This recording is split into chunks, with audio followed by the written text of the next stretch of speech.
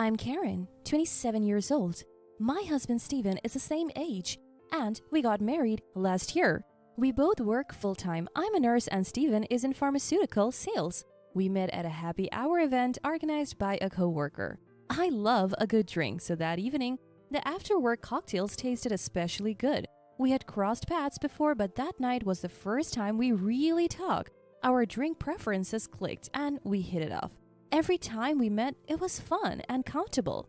So it didn't take long for us to start dating. On my birthday, Steven confessed his feelings and we officially became a couple. Our favorite dates involve finding hidden gems that serve great drinks. I love wine while Steven is into sake. Our differing tastes actually make it fun as we get to teach each other new things. As our relationship progressed, I started thinking about marriage. That's when I learned about Steven's background. His parents divorced when he was young and he never knew his father. He was raised by a single mom and they're very close. Steven has never moved out of his family home. Is that a flaw or does it show how much he values family? I tend to get blinded by love, and back then I saw it as a positive trait. Steven is kind and incredibly handsome. I couldn't find any flaws. I felt so lucky to marry the perfect man that it scared me. I had no idea that a terrifying married life awaited me. Before the wedding, I often dined with my mother-in-law. She would always tell Steven, "Karen is like a daughter to me. Don't let her get away. Marry her soon." I always told Steven I felt happy hearing this and looked forward to becoming family. Steven, who's great with people, also had a stellar reputation with my parents. Everything went smoothly and we got married. Neither of us likes being the center of attention, so we didn't have a big wedding. After the wedding, Steven moved out of his family home for the first time. However, concerned about his mom, we chose an apartment just a 10-minute walk from his family home. In hindsight, that was a mistake, but it's too little, too late now. My mother-in-law, who used to treat me like a daughter, changed after the wedding. She started treating me like a mortal enemy and began visiting daily. I gently told Steven, "I appreciate that your mom visits every day, but it's hard for me to relax. Could you ask her to come less often on work days?" Steven responded, Why? We're family now. Mom gets lonely. She loves to talk and hates being alone. I wish she would be more understanding. This is my home too, and I can't tell her something I don't believe. If you have something to say it yourself. I won't. Steven doesn't accept my opinion. I was surprised by his unexpected response. From that day on, Steven would get moody whenever I mentioned anything about his mother. I started to hold back to avoid arguments. My mother-in-law took advantage of this. Before I knew it, Steven had given her a spare key. One day, I came home to find mother-in-law cooking in our kitchen without asking. I was shocked to find her in my space, so my tone got a bit sharp. "What are you doing, mother-in-law? You can't just come in here without asking." Mother-in-law shot back, "What's going on with your fridge? It's practically empty. I have never seen such a lifeless fridge. Do you even cook? Don't tell me you're always buying deli items." I couldn't hold back anymore. "I shop for fresh ingredients daily. I've heard your fridge is always packed like a traffic jam. It's impressive you can manage that. I just bought ingredients today. Sure, we have deli days, but I also cook to save money. And by the way, deli food these days is pretty good. Don't you ever try it?" Mother-in-law wasn't backing down. "Oh, listen to you. I would rather not have Steven eat food when we don't even know who made it. This is what happens when he marries an incompetent wife. I should have taught him to be more discerning about women." Sparks were flying between us. Once I started airing my grievances, I couldn't stop. "Do you see this shopping bag, mother-in-law? There's not a single deli item in it. I am busy, so could you please not get in my way? You're not even a guest anymore since you let yourself in." Mother-in-law stormed out, her face red. "I'll tell Steven about this." I had more to say, but she left. I knew I was in the right, although it made me uncomfortable. I wasn't wrong. I shook off the bad vibes and started cooking pot roast. Then Steven came home, his face a splitting image of his angry mom. What did you say to Mom? She called me crying. How could you be so cruel when she was just trying to help because you're busy? I was baffled. First off, breaking into someone's home isn't a surprise. And if it is, then burglars should be forgiven if they call it a surprise, right? This happened because you gave her a spare key. She could have come when one of us was home. It's not only unnecessary but also intrusive. What about my privacy? I have no intention of apologizing. Steven looked shocked and one word. Please, can you two just get along? He retreated to his room without eating dinner. I hoped this fight would make him more considerate. For the next 2 days, we barely spoke. I couldn't stand the tension, so I brought it up. What do you want to do going forward? I don't want a relationship where we don't communicate. Let's talk. Steven finally said. Mom's remorseful. She was crying yesterday. Worried you would never forgive her. The root cause was me giving her the spare key. I'm sorry, Karen. I didn't care about mother-in-law. As long as Steven understood, that was enough. My weakness showed and I forgave him. Even though I know in the back of my mind, my fault is that I forgive it. Steven immediately called mother-in-law. She came running, happy to be summoned. I had a bad feeling, but I was tired of fighting. If she would change her ways, fine. As soon as mother-in-law saw my face, it was as if a switch had been turned on. Oh, I'm so relieved. I thought Karen would never speak to me again. I know I overstepped and I promised never to do it again. Mother-in-law started talking in a voice as sweet as if she were talking to a cat. For some reason, I just have a bad feeling about it. She then pulled out a mysterious bag from her purse. I met an old friend from college yesterday. She's unbelievably youthful and beautiful. She gave me some Chinese tea. That's her beauty secret. I thought I'd share some with you, not that you need it. I had a bad feeling, but felt awkward refusing. Steven whispered, just have 1 cup of tea with her. I'll make sure she leaves as soon as possible. So, wanting her gone, I agreed to drink the tea. I have always enjoyed Chinese tea and it's popular at my workplace too. Mother-in-law quickly poured hot water into the tea pack.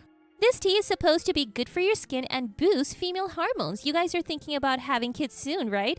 If you like it, I'll tell my friend to get some for you, she said, placing the cup in front of me. The aroma was a bit unusual, but I took a sip anyway. It tasted strange, but I downed it, thinking it was just a new flavor. However, my bad feeling came true. I woke up in the middle of the night with stomach pain, feeling half faint. By the time I felt better, it was already morning. There was no doubt about it. The only thing I had consumed that Steven hadn't was the suspicious Chinese tea. I told Steven about it, but he didn't take me seriously. Karen, that's a terrible accusation. Mom brought that tea to make amends. You're making it sound like she poisoned you. Don't you feel ashamed? It's probably just an upset stomach. Mom would never do something like that. Steven wouldn't believe that I was being malicious, but without evidence, I couldn't press the issue.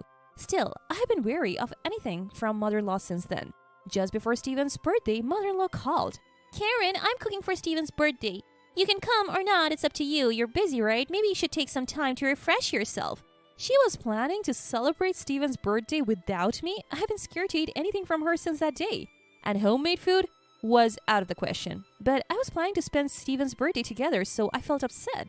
I thought we would spend his birthday together since we are newlyweds. I assume you have celebrated with him every year until now, so from now on, it's my turn. Before I could finish, she cut me off. Anyway, I want Steven to come home. You don't have to come, Karen. We can celebrate your birthday next month, okay? I decided to leave the decision to Steven. That night, he said, Did you hear? You're free to do whatever you want that day. He chose mother-in-law over me without hesitation, and I was getting fed up.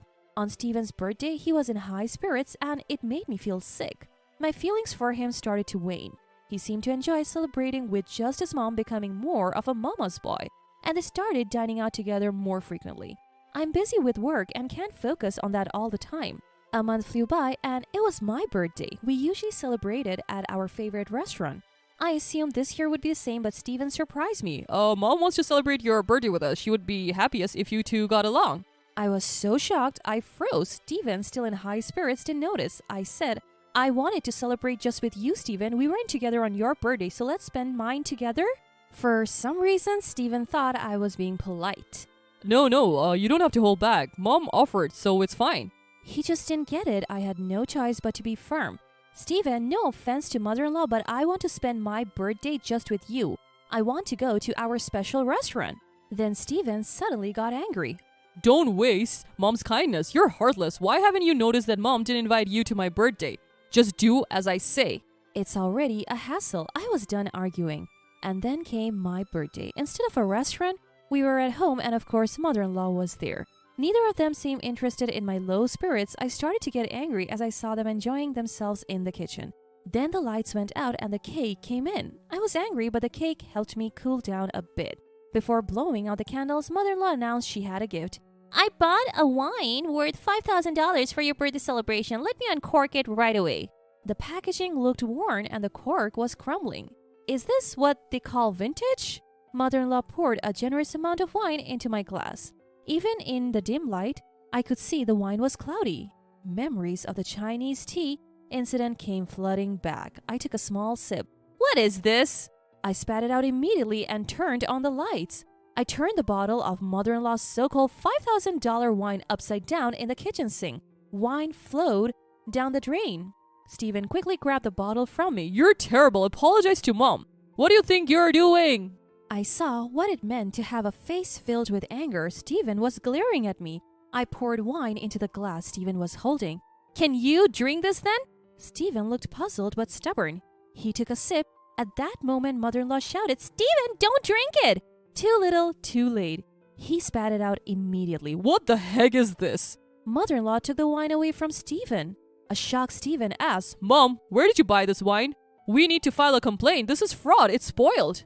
Mother-in-law looked guilty and said, That wine was just sitting in the back of our kitchen. It's 50 years old. I heard on TV that it gains $1,000 in value every year. Vintage wines are properly stored in wine coolers. Upon closer inspection, the cork was more damaged than I thought. It was cloudy and smelled like mold. Even Stephen couldn't hide his surprise. What bothered me was mother-in-law's don't drink it. I suspect she knew it was spoiled, but she would never admit it. I couldn't forgive mother-in-law for this. Can you please leave? I can't keep my composure. Just get out of my sight. Even as I said this, mother-in-law kept making excuses to Stephen. I felt invisible.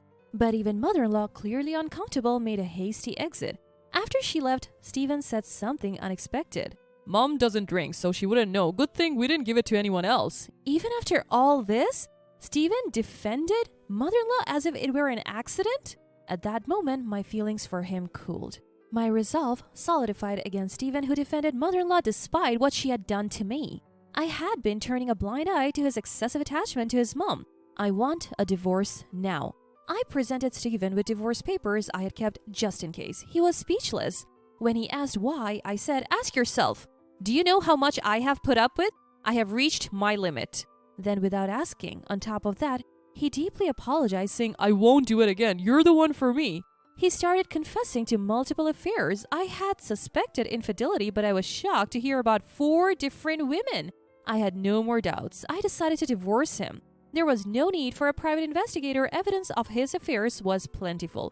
During our discussion, he suddenly blurted out, You'll regret divorcing a cool guy like me. Stephen says like a fool. I was disgusted at my own foolishness for ever loving such a man. Multiple affairs and being a mama's boy were more than enough reasons for divorce. To avoid complications, I decided to hire a lawyer, even if it would be expensive. Stephen initially resisted the divorce, but eventually gave in, perhaps realizing the extent of his mistakes. He went back to his beloved mom. Later, it was revealed that his affair was with a co-worker and he was demoted as a result. Unable to be away from his mother, Stephen quit his job. He's apparently job hunting, but rumors spread fast. He can't find a job in the same field because his workplace affair became public. Still, unable to separate from his mother, he ended up working part-time. Given his arrogant and unreliable nature, it's unlikely he will keep the job for long. I need him to work steadily to pay me alimony. For now, the payments are coming in without issue, so let's call it good. I later found out that mother-in-law, who had acted so high and mighty, was a hoarder. Stephen's family home was literally a thrash place. No wonder they never wanted me over. Eventually, the stench became a nuisance to the neighbors and the police had to intervene. The thought of drinking wine from that house still makes me sick. Stephen can live in his thrash place and work his random part-time jobs with his beloved mother-in-law for all I care. I may have returned to my old life, but I'm happier just not being tormented every day. Stephen won't be coming to my workplace anymore, so that's a relief. In hindsight, Stephen had good looks but nothing else. The fact that he's making the alimony payments is a plus, I guess. Breaking up made me realize this: love is indeed blind. I have learned my lesson this time. I'm putting romance on hold for a while. I want to focus on my career.